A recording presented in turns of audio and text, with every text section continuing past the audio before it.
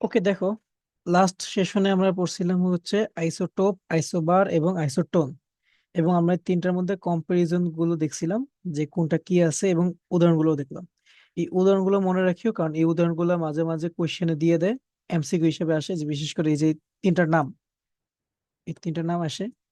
তারপরে এই যে মনে করো কোশ্চেনের মধ্যে তোমাদের এমসিকিউ ভাবে দিবে, যে কোশ্চেন দেওয়া আছে যে নিচের কোনটি আইসোবার, বা নিচের কোনটি আইসোটোন, বা নিচের কোনটি আইসোটোপ, এবং অপশনের বিভিন্ন দুইটা মানে পেয়ার দেয়া থাকবে, যে বিভিন্ন পেয়ার দেয়া থাকবে, এবং এইভাবে তোমাদের মনে করো কোশ্চেন হবে, এমসিকিউ। তো এগুলা মনে করো পারার জন্য এগুলো একটু উদাহরণগুলো দেখে যাও এবং বুঝে নিও যে কিভাবে কোনটা আসে।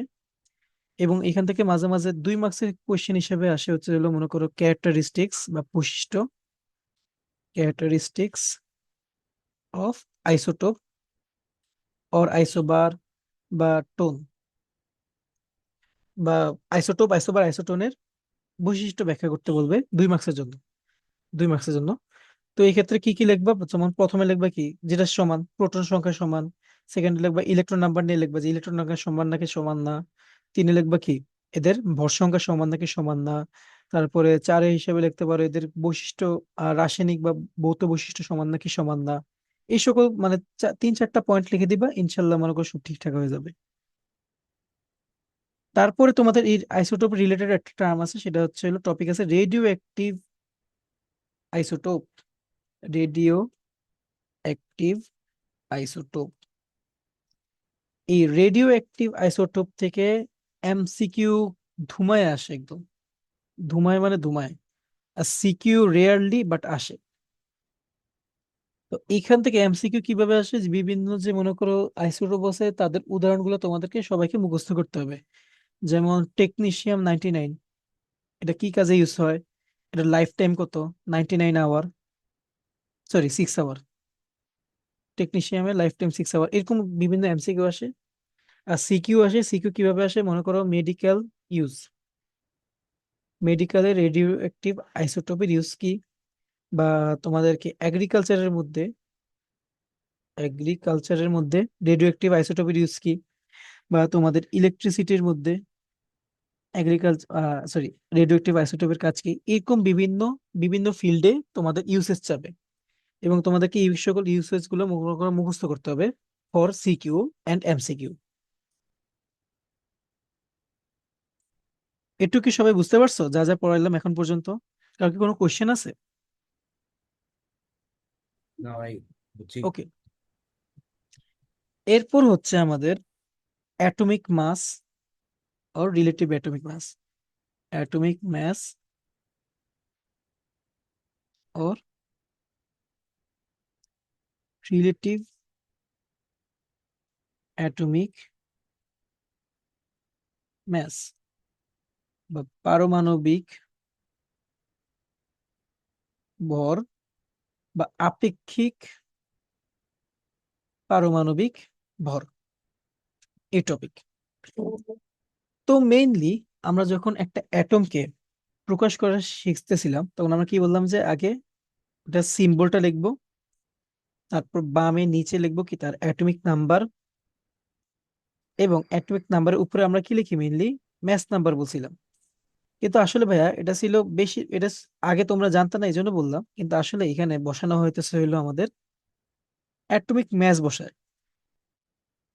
ম্যাচ নাম্বার না, আসলে আসলে বসায় কি অ্যাটমিক ম্যাচ বা পারমাণবিক ভর বসানো হয়।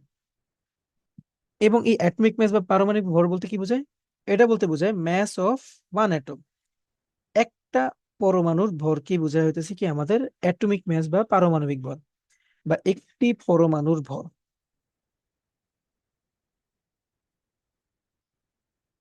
তো একটি পরমাণুর ভর বা অ্যাটমিক ম্যাসকে যখন বসানো হয়, এখন এখানে একটা না ঝামেলা লেগে গেছে, যে অ্যাটমিক ম্যাস যে বসাবো, এই সকল অ্যাটমিক ম্যাস, প্রতিটা অ্যাটমের অ্যাটমিক মনে করো বিভিন্ন মৌল বা বিভিন্ন এলিমেন্টের অ্যাটমিক ম্যাস গুলো না অনেক ছোট হয় এবং এবং কমপ্লেক্স নাম্বারের হয়।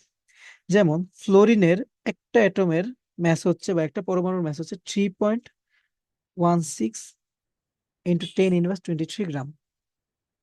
আর অ্যালুমিনিয়ামের একটা অ্যাটমের ম্যাস হচ্ছে 4.482 × 10⁻23 গ্রাম। তো দেখো এই ভ্যালুগুলো, এগুলো কি কমপ্লেক্স এবং ভেরি স্মল। Very small. তো এই যে কমপ্লেক্স এবং ভেরি স্মল, এই নাম্বারগুলোকে এই জন্য সিম্পলিফাই করে লেখার জন্য বিজ্ঞানীরা নতুন একটা ইউনিট আনলেন। বিজ্ঞানীরা নতুন একটা ইউনিট আনলেন, নাম দিলেন এমিউ, অ্যাটমিক ম্যাস ইউনিট। এবং এই এমিউ দিয়ে বিজ্ঞানীরা কি করলেন, সবকিছুকে মাপা শুরু করলেন। এবং এই এমিউতে একটা স্ট্যান্ডার্ড তো ধরতে হবে, বা 1 এমিউ আসলে কত সেটা তো জানতে হবে। তো বিজ্ঞানীরা 1 এমিউ হিসেবে ধরলেন সবচেয়ে হালকা একটা অ্যাটমের ম্যাসকে দিলেন, এবং সবচেয়ে হালকা একটা অ্যাটমের ম্যাস কি, একটা হাইড্রোজেন অ্যাটমের ম্যাস। একটা হাইড্রোজেন অ্যাটমের ম্যাস বা ভর, যেটা ইকুয়ালস টু কত, 1.66 ইন্টু 10⁻²4 গ্রাম। তো এখান থেকে তারা কি বের করলেন, 1 এমিউ ইকুয়ালস টু 1.66 ইন্টু 10⁻²4 গ্রাম। নতুন একটা আমরা স্কেল বের করলাম, এমিউ, যে স্কেলের 1 এমিউ বলতে বোঝায় কি 1.66 ইন্টু 10⁻²4 গ্রাম। তো এই জিনিসটা থেকে পরবর্তীতে বিজ্ঞানীরা পরবর্তী সকল এলিমেন্টের অ্যাটমিক ম্যাস বের করা শুরু করলেন। যেমন ফ্লোরিনের ছিল কত, 3.16 ইন্টু 10⁻23 গ্রাম না? এটাকে তারা কিভাবে এমিউতে নিলেন, সেটার প্রসেস হচ্ছে, আমরা কি জানি 1.6 ইন্টু 10⁻24 গ্রাম বলতে কত বোঝায়, 1 এমিউ। বা 1 গ্রাম বলতে কত বোঝায়, 1/1.66 ইন্টু 10⁻24 এমিউ। বা ধরো, বা 3.16 ইন্টু 10⁻23 গ্রাম বলতে কত বোঝায়। এইভাবে আমরা কি বের করে ফেললাম, বা 3.16 ইন্টু 10⁻23/1.66 ইন্টু 10⁻24 এমিউ, বা ইকুয়ালস টু 19 এমিউ। তো দেখো, আগে যেখানে আমরা ফ্লোরিনের অ্যাটমিক মাস জানতাম কত, 3.16 ইন্টু 10⁻23 গ্রাম, যেটা কি ভেরি কমপ্লেক্স এবং ভেরি স্মল একটা ভ্যালু, সেটাকে এখন সুন্দর করে আমরা কি লিখতে পারি, 19 এমিউ। জাস্ট ইউনিট চেঞ্জ করে দিলাম, এবং ইউনিট চেঞ্জ করার কারণে কি আমাদের নাম্বারটা কি অনেক সুন্দর হয়ে গেল। এই যে এই জিনিসটা যে আমরা করলাম, এটা করার কারণে আমাদের কি হয়েছে, বিভিন্ন অ্যাটমিক ম্যাসের ভ্যালু কি ইজি হয়ে গেল বা সিম্পল হয়ে গেল। সেম ভাবে আমরা যখন অ্যালুমিনিয়ামটা বের করবো তখন পাবো কত, 27 এমিউ। তো এখান থেকে একটা জিনিস খেয়াল করো, আমরা যে অ্যাটমিক ম্যাসটা বের করলাম, এই অ্যাটমিক ম্যাসের নিচে কি বসালাম আমরা, একটা হাইড্রোজেন এর ম্যাস। আর দেখো উপরে কি বসালাম, উপরে বসালাম হচ্ছে কি ওই মৌল বা এলিমেন্টের ম্যাস, মেলের একটা অ্যাটমের ম্যাস। এই যে এই জিনিসটা যে বের করলাম, এটাকে আমরা এখন কি করব, ফর্মুলা হিসেবে লিখবো, যে এখান থেকে আমরা কি বলতে পারি, যে atomic mass of an element, বা একটি মৌলের পারমাণবিক ভর is equals to mass of one atom of that element, বা ওই মৌলের একটি পরমাণুর ভর ডিভাইড বাই কি, mass of one hydrogen atom. এটা কি সবাই বুঝতে পারছো ফর্মুলাটা কিভাবে আসলো? সবাই কি বুঝছো? ইয়াস। ওকে। কারো, কেউ কি আছো যে বুঝো নাই? ভাই আরেকবার দেখান কোনটা বুঝো নাই? সূত্রটা। আচ্ছা দেখো, আমরা যে ফ্লোরিনেটটা যে বের করলাম, এই যে ফ্লোরিনেটটা, এই যে এই জায়গা থেকে এই স্টেপ, এখানে খেয়াল করো, এটার নিচে কি একটা হাইড্রোজেন অ্যাটমের ম্যাস আছে, আর উপরে কি একটা ফ্লোরিন অ্যাটমের ম্যাস আছে। তো সেখান থেকে আমরা কি লিখছি, নিচে কি লিখলাম, একটা হাইড্রোজেন অ্যাটমের ম্যাস, এবং উপরে কি লিখলাম, ওই মৌলের একটা পরমাণুর ম্যাস। এখন বুঝতে পারছো? জি ভাই। ওকে। তো দেখো, ভাইয়া অ্যাটমিক মাস আর রিলেটিভ অ্যাটমিক মাস কি সেম? না রে, অ্যাটমিক ম্যাস বলতে আসলে বুঝাইতেছে হলো এই যে এটাকে, এই যে আমরা যেটা রিয়েল ম্যাসটা। কিন্তু এই যে আমরা এখন যে ফর্মুলা দিয়ে যেটা বের করলাম না, এটাকে আসলে নাম দেওয়া হয়েছে relative atomic mass. Relative atomic mass. এখানে কেন রিলেটিভ অ্যাটমিক মাস বলো? কারণ দেখো, এটাকে আমরা কি করলাম, এই যে ম্যাসটা বের করলাম, এটা কি একটা হাইড্রোজেন অ্যাটমের ম্যাসের সাপেক্ষে বের করলাম, এজন্য। তো দেখো, এই ফর্মুলা অনুযায়ী আবার আমরা একটা কার্বন অ্যাটমের ম্যাস পাই হচ্ছে কি 12 AMU। তো এখান থেকে ভাই আমরা কি বলতে পারি না যে একটা কার্বন অ্যাটমের ম্যাস হাইড্রোজেন অ্যাটমের ম্যাসের 12 গুণ? কারণ কি একটা হাইড্রোজেন অ্যাটমের ম্যাস কত, 1 AMU। বলতে পারি না? এ সবাই বলতে পারি। জি ভাই। আবার এখান থেকে আমরা কি Yes. বলতে পারি, একটা হাইড্রোজেন অ্যাটমের ম্যাস ইকুয়ালস টু কি একটা কার্বন অ্যাটমের ম্যাস ডিভাইডেড বাই 12। এটা কি বলা যায়? এই যে এই 12কে 12 দিয়ে যদি ভাগ করি তাহলে কি 1 পাই না? তো সেটাই তো। এটা কি বুঝতে পারছো? জি ভাই। এখান থেকেই কি বড় আমরা কি লিখতে পারি, এই যে ম্যাস অফ যে ওয়ান হাইড্রোজেন অ্যাটম, এটাকে কি এখন আমরা চাইলে মুছে কি লিখতে পারি, 1 by 1/12 12 carbon. Into mass of one carbon 12 atom, তাই না? সবাইকে এটা বুঝতে পারছো? ভাই ভাই বিরাট কার্বন আছে 12 কেন? 12 এত বলতে বুঝাইতেছে প্যাঁচানো হইতেছে, 12টা বলতে বইয়ে মেইনলি বোঝানো হইতেছে যে কি বলে এটার যে অ্যাটমিক ম্যাস সেটা হইতেছে 12। কারণ কার্বনের তো আরো আইসোটোপ আছে না, যেমন কার্বন 6 12, কার্বন 6 14। তো মেইনলি আমি যে 12 দিয়ে ভাগ করবো, 12 দিয়ে ভাগ করার জন্য তো আমাকে এই অ্যাটমটাই নিতে হবে, এটা বোঝানোর জন্য জি এটা ভাই। লেখা হয়েছে। ও, বুঝছি ওকে, ভাই। এখন দেখো, এটা হইতেছিল আমাদের অ্যাটমিক ম্যাস। এখন এখান থেকে আবার বিভিন্ন কোয়েশ্চেন আসে, যেমন কোয়েশ্চেন কেমন আসে, যেমন তোমার যদি মনে করো আইসোটোপ থাকে, এই যে এই ফর্মুলাটা আমরা তখন ইউজ করতে পারবো ডাইরেক্টলি যদি আমাদের একটা আইসোটোপ থাকে। ঠিক আছে, একটা আইসোটোপ যদি থাকে তাহলে আমরা যদি এটা ইউজ করবো, যেমন আমাদের সোডিয়ামের আইসোটোপ একটাই, 1123। এই যে 23, এটা কিন্তু এই ফর্মুলা থেকে বের হয়ে গেছে, এবং আমরা এটা কিন্তু এটা ডাইরেক্টলি ইউজ করলাম। কিন্তু মনে করো তোমার কাছে আছে এটা ছিল 17 ক্লোরিন 35, 17 ক্লোরিন 37, দুটো আইসোটোপ আছে ক্লোরিনের। এখন পিরিয়ডিক টেবিলে তুমি যদি 17 ক্লোরিন এখানে যদি এইভাবে বসাতে চাও, তুমি এখানে কি বসাবা, 35? 35 বসালে তো 37 রিপ্রেজেন্ট করে না। আবার যদি 37 বসাই, 35 কে কি রিপ্রেজেন্ট করবে না পিরিয়ডিক টেবলে। তো আমাদের এখানে কি করতে হবে, অবশ্যই কি করব, আমরা এখানে গড় করব, এভারেজ, এভারেজ বা গড় বের করব। এবং ওই এভারেজ বা গড় থেকে কি আমরা যেটা পাবো সেটাই কি এই দুজনকে রিপ্রেজেন্ট করবে, তখন আমরা কি সেটাকে বসাই দিব। তো 35.5। তাহলে এখানে কোয়েশ্চেন, তারপর মনে করো এখানে কোয়েশ্চেন কিভাবে আসে, মনে করো বলে যে 17 ক্লোরিন 35, এটার পার্সেন্টেজ হচ্ছে হলো, মনে করো প্রকৃতিতে পাওয়া যায় হইতেছে হলো মনে করো 35%, এবং 17 ক্লোরিন 37 এটা পরিবেশে পাওয়া যায় 65%।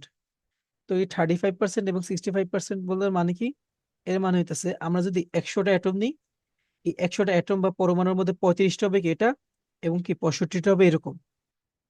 বুঝতে পারছো? তো এখান থেকে আমরা কি বলতে পারি না যে, মনে করো আমি যদি এখন ম্যাথ বের করতে চাই, average math, average atomic math, এক্ষেত্রে আমরা কি করব, প্রথমে কি এটার মোট ম্যাস প্লাস এটার মোট ম্যাস ডিভাইড বাই সংখ্যা, যেটা আমার কি এভারেজ বের করার নিয়ম। তো এখানে কি ম্যাস কত 35 এবং এদের সংখ্যা কত 35টা, তো 35 গুণ 35 প্লাস এদের ম্যাস কত 37, এদের সংখ্যা কত 65, 37 × 65 ডিভাইড বাই টোটাল সংখ্যা কত 100। কারণ কি এখানে 35% 65%, মানে কি 100টার মধ্যে 35, আবার কি 100টার মধ্যে 65। তো এখানে কি টোটাল অ্যাটম কত হবে 100 না? এখান থেকে যেটা আসবে সেটাই কি আমাদের এভারেজ অ্যাটমিক ম্যাস। এটা কি সবাই বুঝতে পারছো কিভাবে বের করছি আমি এটা? জি ভাই। কারোর কি কোনো কোশ্চেন আছে? না ভাই। ওকে, এখন আমরা যাচ্ছি বলতেছে মেইন আমাদের আসল যে টপিকটা, অরবিট, সাবশেল অ্যান্ড অরবিটালস।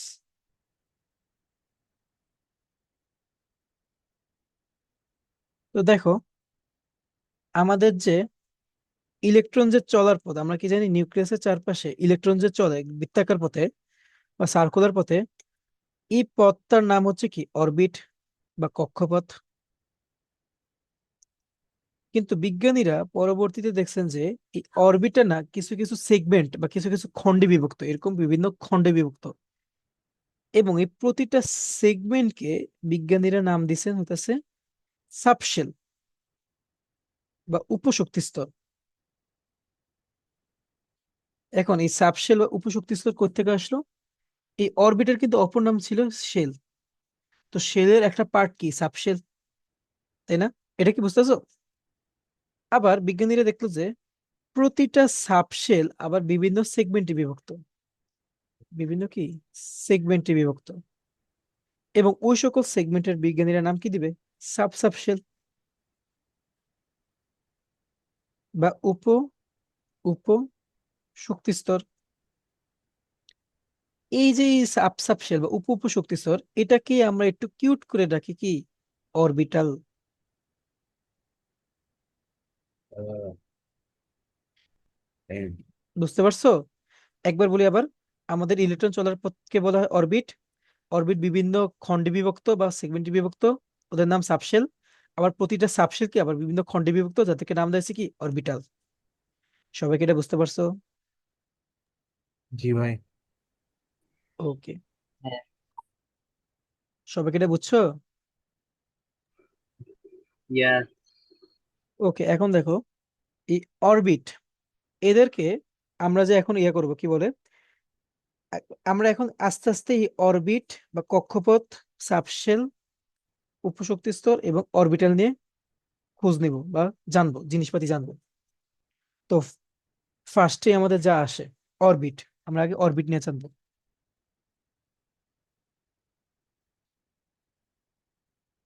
তো দেখো এই অরবিট, এই অরবিটটা হচ্ছে হলো মেইনলি আমাদেরকে কি বলে, ইলেকট্রন চলার যে পথ, সার্কুলার পথ, সেটাকে আমরা বিজ্ঞানীরা নাম দিয়েছি অরবিট। বাই দ্য ওয়ে একটা জিনিস বলে রাখি, এই যে অরবিট, অরবিটাল বা সাবশেল এগুলো যে আসতেছে, এগুলো কিন্তু আসলে আমাদের কোয়ান্টাম মেকানিক্যাল অ্যাটমিক মডেলের থিওরি।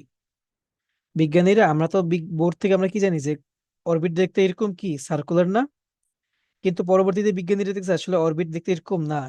অরবিট আরো কমপ্লেক্স শেপ, মনে করো এরকম অনেক কমপ্লেক্স শেপের একটা জিনিস, এভাবে কমপ্লেক্স শেপের একটা জিনিস। এবং আমরা ওই কমপ্লেক্স শেপটাই এখন ব্যাখ্যা করবো আস্তে আস্তে, এবং এই কমপ্লেক্স শেপটা দেখতে কেমন সেটা আমরা এখন একটু পরে জানবো।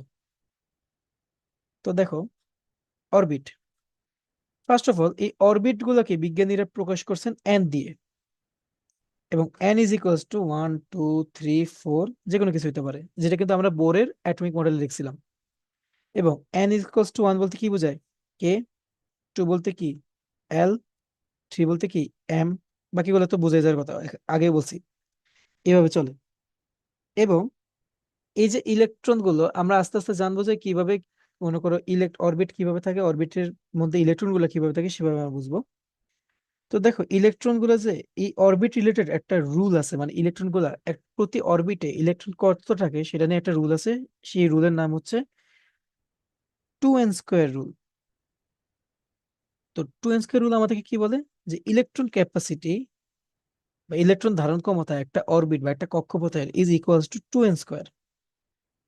যদি আমরা ফার্স্ট অরবিট নেই বা n ইকুয়ালস টু 1 হয়, ফার্স্ট অরবিট, ধরো সরি, ফার্স্ট অরবিট বা n ইকুয়ালস টু 1, সেক্ষেত্রে আমাদের ইলেকট্রন ক্যাপাসিটি কবে, কত হবে? 2 × 1² বা 2, মানে প্রথম অরবিটে হাইয়েস্ট দুটো ইলেকট্রন থাকবে। সেম ভাবে সেকেন্ড অরবিট মানে কি n ইকুয়ালস টু 2, মানে কি ইলেকট্রন ক্যাপাসিটি কবে? 8। সেম ভাবে থার্ড এর ক্ষেত্রে কি 8 ইলেকট্রন হবে কি 18, ফোর্থ এর ক্ষেত্রে কি 32। এখন এখান থেকে তোমাদের মনে হতে পারে ভাইয়া তাহলে ফিফথ এর হয়তো বা হবে কি ইলেকট্রন হবে কি 50, 2 × 5²। কিন্তু এটা না কি, মনে হয় না। এটা ভুল, এটা কি ভুল। আসলে দেখো এই 1 থেকে 4 পর্যন্ত যখন যাবা তখন আস্তে আস্তে না এই অরবিটাল নাম্বার বাড়তে থাকে। এই যে অরবিটাল মানে সেগমেন্ট নাম্বার বাড়তে থাকে। তো অরবিটাল নাম্বার বাড়া মানে কি ইলেকট্রন ক্যাপাসিটিও বাড়বে। কিন্তু 4-এর পরে আসার পর সবার না, যত যাবে 4, 5, 6, 7, সব অরবিটের অরবিটাল নাম্বার না সেম থাকে, বা সেগমেন্ট নাম্বার সেম থাকে। তো সেগমেন্ট নাম্বার বা অরবিটাল নাম্বার সেম থাকা মানে কি ইলেকট্রন ক্যাপাসিটিও সেম থাকবে। এজন্য দেখা যায় কি 4-এর পরে যতগুলো অরবিট আসে সবারই কি 32, 32, 32 থাকে ইলেকট্রন ক্যাপাসিটি। তো এখান থেকে আমরা কি বলতে পারি, ফার্স্টে কত 2, পরে 8, পরে 18, পরে 32, পরে কি সবগুলাই 32। এটা কি সবাই বুঝতে পারছো? তো এখান থেকে আমরা বলতে পারি কি 2n square rule only applicable up to n equals two 4। সবাই কি এটা বুঝতে পারছো? জি ভাই। ওকে, এটা ছিল 2n স্কয়ার রুল, মানে ইলেকট্রন ক্যাপাসিটি কিভাবে বের করতে হয়। এখন ইলেকট্রন ক্যাপাসিটি তো বললাম, এখন হইতেছে হলো আমাদের পরবর্তী যে জিনিসটা সেটা হইতেছে কি আমাদের সাবশেল।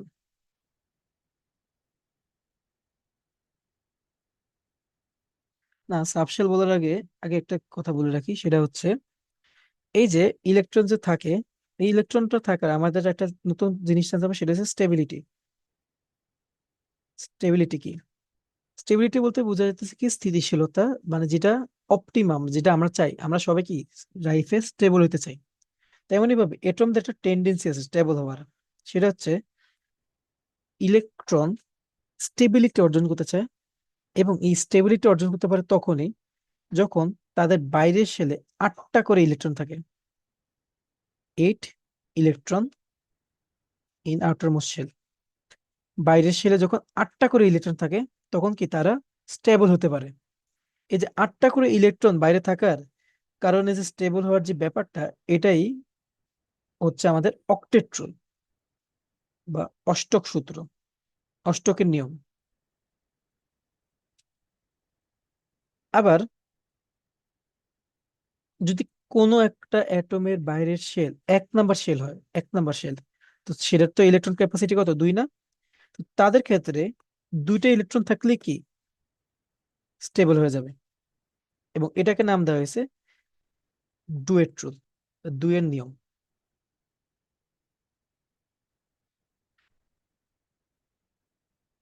সবাই কি একটু বুঝতে পারছো? জি ভাই। তো সকল অ্যাটম চায় কি তার বাইরের শেলের জন্য 8টা ইলেকট্রন থাকে, এবং 8টা ইলেকট্রন যদি বেশি থাকে তাহলে সে কি করবে, ইলেকট্রন ত্যাগ করবে। ইলেকট্রন যদি 8টা ইলেকট্রন যদি কম থাকে তাহলে সে কি করবে, ইলেকট্রন গ্রহণ করবে বা ইলেকট্রন শেয়ার করবে। এইরকম ইলেকট্রন গ্রহণ বা শেয়ার করে সে কি পাবে, স্টেবিলিটি পাবে। এবং গ্রহণ বা শেয়ারের কারণে দেখা যাবে কি সে কি পাচ্ছে, সে কেমিক্যাল বন্ড বা রাসায়নিক বন্ধন তৈরি করতেছে অন্য একটা অ্যাটম বা অন্য একটা মলিকিউলের সাথে। এটা কি সবাই বুঝতে পারছো? কেমিক্যাল বন্ডের সাথে কিভাবে অ্যাটমের স্টেবিলিটি জড়িয়ে আছে সেটা কি সবাই বুঝতে পারছো বা ফিল করতে পারছো? জি ভাই। ওকে, তো এই ছিল আমাদের মানে অরবিট নিয়ে যত আলাপ। এখন হচ্ছে আমাদের সাবশেল নিয়ে আমরা আলাপ করব।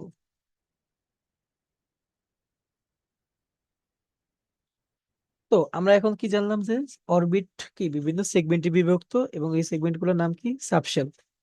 তো দেখো এই যে সাবশেল গুলো, বিজ্ঞানীরা দেখছে যে সাবশেল 4 প্রকার। সাবশেল 4 প্রকার, এটা হচ্ছে কি এস সাবশেল, পি সাবশেল, টি সাবশেল এবং এফ সাবশেল। তো অরবিট গুলোকে যেভাবে এন দিয়ে প্রকাশ করা হয়েছিল, সাবশেল গুলোকে এল দিয়ে প্রকাশ করা হয়। এবং এল ইকুয়ালস টু 0 বলতে বোঝায় এস সাবশেল, এল ইকুয়ালস টু 1 বলতে বোঝায় পি সাবশেল, এল ইকুয়ালস টু 2 বলতে বোঝায় ডি সাবশেল, এল ইকুয়ালস টু 3 বলতে বোঝায় কি এফ সাবশেল। এবং কোনো একটা মনে করো, এখন আমাদের একটু বুঝতে হবে যে একটা অরবিট কয়টা সেগমেন্টে বিভক্ত বা কয়টা সাবশেল বিভক্ত, সেটা বোঝার জন্য উপায় হচ্ছে ফর, একটা ফর্মুলা আছে for any N, L is equals two 0 থেকে n-1 পর্যন্ত। এটা বলতে কি বোঝায় আমি এখনই বোঝাচ্ছি। এটা বলতে বোঝায়, মনে করো n ইকুয়ালস টু 4, মানে ফোর্থ অরবিট, তাই না? এটার ক্ষেত্রে এল এর ভ্যালু হবে 0, 1, 2, 3। যেহেতু 4 মানে কি n-1 মানে 4-1 3। 0 বলতে কি বোঝায় এস, 1 বলতে কি পি, টু বলতে কি ডি, থ্রি বলতে কি এফ না? তো এখান থেকে আমরা বলতে পারি এই ফোর্থ অরবিট চার ভাগে বিভক্ত, এস, পি, ডি, এফ। আবার n ইকুয়ালস টু থ্রি, এটা বলতে কি বোঝায়? L equals to zero, one, two, three, n minus one পর্যন্ত বলা হয়েছে, থ্রি মাইনাস ওয়ান মানে কি টু, তো টু। এখান থেকে আমরা কি বলতে পারি? এই থার্ড অরবিট কি এস, পি আর ডি তে বিভক্ত, মানে তিন ভাগে বিভক্ত। সেম ভাবে কি n ইকুয়ালস টু টু মানে কি জিরো আর ওয়ান, মানে কি এস আর পি। আর n ইকুয়ালস টু ওয়ান বলতে কি এল ইকুয়ালস টু জিরো বা কি এস। তো এখান থেকে আমরা কি বলতে পারি যে আমাদের, এবং একটা জিনিস বলি, এখানে দেখবা যে n ইকুয়ালস টু ওয়ান বা ফার্স্ট অরবিটেও এস আছে, n ইকুয়ালস টু তেও এস আছে, থ্রিতেও আছে, ফোরেও আছে। তো আমি একটা যদি সাবশেলকে প্রকাশ করতে চাই যে সেকেন্ড শেলের এস, আমাকে এভাবে তো একটা প্রকাশ করতে হবে, বা স্পেসিফিক্যালি প্রকাশ করার জন্য আমাদেরকে অবশ্যই একটা নোটেশন দিতে হবে। সেই নোটেশন দেওয়ার নিয়ম হচ্ছে, আমরা যখন একটা সাবশেল লিখবো, ফার্স্টে আমরা তার প্রতীকটা লিখবো, এবং তার আগে সে যে অরবিটে আছে সেটা লিখবো। যেমন সেকেন্ড অরবিটের এস সাবশেল বলতে বোঝায় টু এস, থার্ড অরবিটের এস সাবশেল বলতে থ্রি এস, ফোর্থ অরবিটের এস সাবশেল বলতে বোঝায় ফোর এস।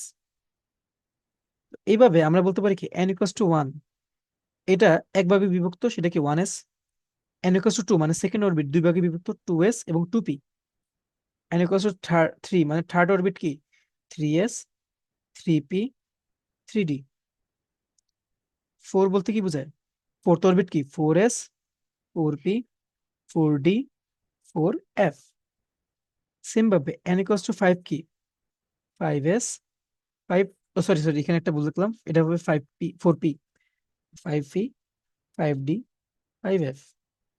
ও এখানে একটা কথা হতে পারে, আচ্ছা ভাই এখানে five n equals to four, তো এটা তো l equals to four, three, l equals to four কোথায়? এটার অ্যান্সার হচ্ছে ভাইয়া দেখো, আমাদের l এর যে ভ্যালু গুলা, এটা কি থ্রি পর্যন্তই না? l l থেকে বড় মানে থ্রি থেকে বড় এরকম কিছু কি এক্সিস্ট করে? এক্সিস্ট করে না। সো ফোর এর পরে n ইকুয়ালস টু ফোর এর পরে n ইকুয়ালস টু ফাইভ এর ক্ষেত্রে কি আমাদের l এর ভ্যালু কি কি হওয়ার কথা? Zero, one, two, three, four হওয়ার কথা, কিন্তু ফোর কি হবে? হবে না, কারণ কি এটা এক্সিস্টই করে না। তো এরপরে যতগুলো আছে সবার ক্ষেত্রে কি জিরো, ওয়ান, টু, থ্রি হবে, জিরো, ওয়ান, টু, থ্রি। এটা কি সবাই বুঝতে পারছো? ভাই আবার বলিয়েন। কোনটা? ওই আগের কথাটা। দেখো এল ইকুয়ালস টু ফোর বলতে কি কিছু আছে? না ভাই। না- নাই তো, তাই না? তো আমাদের যে ফর্মুলাটা পড়ছিলাম, এই যে n ইকুয়ালস টু কোন একটা n এর জন্য l এর ভ্যালু জিরো থেকে n মাইনাস ওয়ান পর্যন্ত হবে। তো এই ফর্মুলা অনুযায়ী n এর ভ্যালু কি কি হবে? ফাইভ এর ক্ষেত্রে zero, one, two, three, four, তাই না? জি। কিন্তু ফোর কি এক্সিস্ট করে? না। তাহলে বাদ না এটা। তো একমাত্র জি কত ভাই। হবে? Zero, one, two, three. মানে ফাইভ এর ক্ষেত্রে কি কি আছে? এস, পি, ডি আর এফ, তাই না? জি ভাই বুঝছি। এটুকু বুঝছো? তাহলে এখানে কি কি আছে? Five s, five P, five D, five F. সবাই কি একটু বুঝছো? এখন খেয়াল করে দেখো, আমাদের এই যে ফোর এর পরে সেগমেন্ট কি সেম রয়ে গেছে না? চারটা সেগমেন্ট, চারটা সাবশেল। এই জিনিসটাই কিন্তু বলতেছিলাম টু এন্স করে, যে এন এর পরে ফোর এর পরে সেগমেন্ট নাম্বার সেম হয়ে যায়, এই জন্য কি ক্যাপাসিটিও সেম থাকে।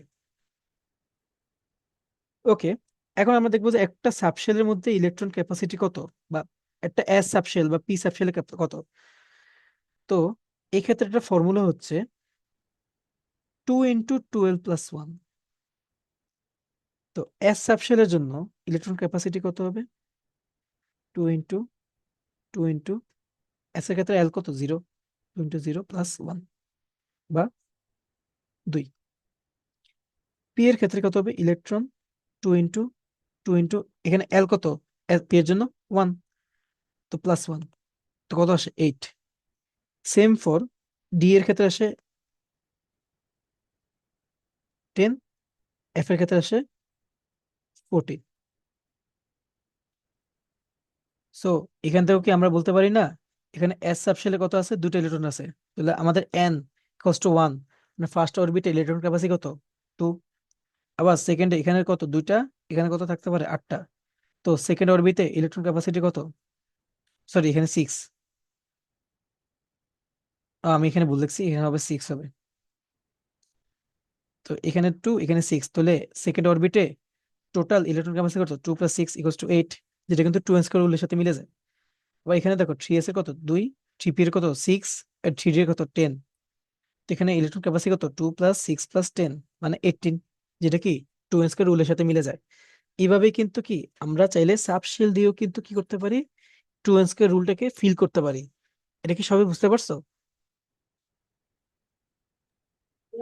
জি ভাই। Yes. এই কে মনে হয় বুঝো নাই? কে বুঝো নাই? এই সবাই কি বুঝতে পারছো? জি ভাই। হ্যাঁ, কে জানি, আচ্ছা কে জানি বলার চেষ্টা করতেছো, কে? কেউ কি আসো যে বুঝো নাই? কেউ আসো যে বুঝো নাই? না ভাই, বুঝছি। ওকে, বুঝছো না? ওকে, তো দেখো, এই ছিল আমাদের মনে করো আপাতত সাবশেল পর্যন্ত। আজকে মনে করো রাত হয়ে যাচ্ছে। আজকে মনে করো আর বেশি তোমাদের দেরি লেট না করি, আমাদের আরেকটা ক্লাস নেওয়া লাগবে এই চ্যাপ্টারের উপর, মানে সেশন আর কি, ওই 40 মিনিটের। তো আজকের জন্য একটুকুই থাকুক, সবার তো রাত হয়ে যাচ্ছে, আবার সবাই টায়ার্ডও হয়ে যাচ্ছে, রাতে বেশিও পড়া হবে না। আর আপাতত আজকের জন্য একটুকুই থাকুক রিভিশন। তোমাদের যে ভিডিওগুলো আছে এই ভিডিওগুলা ভাইয়া আপ ইউটিউবে আপলোড করে তোমাদের লিংক পাঠিয়ে দেবো গ্রুপের মধ্যে। আর এই যে এখন যে পিডিএফ যা যা পড়ালাম, এই পিডিএফটা আমি এখনই সবুজ ভাইকে দিয়ে পাঠিয়ে দিতেছি তোমাদের গ্রুপের মধ্যে, তোমরা এটা আপাতত নিয়ে রাখো। এটা কিন্তু ফাইনাল পিডিএফ না, আরো কিন্তু পড়া বাকি আছে। তো ওটা করার পরেও কিন্তু আরেকবার পাঠিয়ে দেবো, ওটা প্যারা না। তো আপাতত আজকে একটু কি থাকুক। কারো কি কোনো কোয়েশ্চেন আছে? কোনো কোয়েশ্চেন এমনি? ভাই কার ইউটিউব চ্যানেল ভাই? আমার আছে। আহ আমার ইউটিউব চ্যানেল আছে, ওটার মধ্যে আমি পাঠিয়ে দিব। মানে ইউটিউব চ্যানেল বলতে ইউটিউব এমনি খুলে রাখছি আর কি, এইভাবে ভিডিও আপলোড করার জন্য আর কি। হ্যাঁ, কার জানি কোয়েশ্চেন আছে, বলো। কার রে? আমার ইরফান হোসেন। হ্যাঁ হ্যাঁ, বলো বলো। বলো ইরফান, তাড়াতাড়ি, 1 মিনিট আছে ভাইয়া। ইরফান, হারাই গেছে ভাই। আরে টাইম নাই রে, 1 মিনিটেরও নাই। আচ্ছা, রেকর্ডটা অফ করে রাখি।